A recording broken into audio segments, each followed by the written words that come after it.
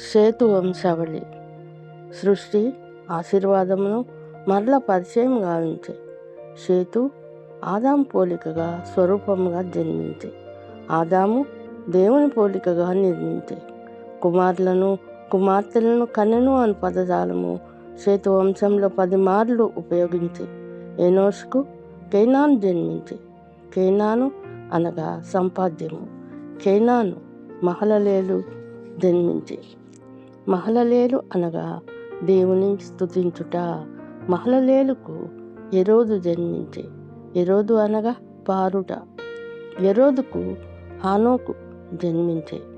హానోకు అనగా ప్రతిష్ఠింపబడినవాడు.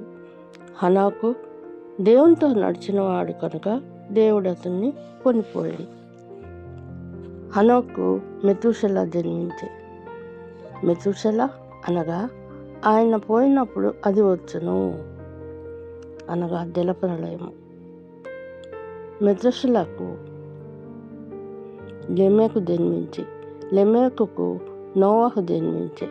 నోవాహు అనగా నెమ్మది. నోవాహుకు షేము హాము యాపెత్తు జన్మించి.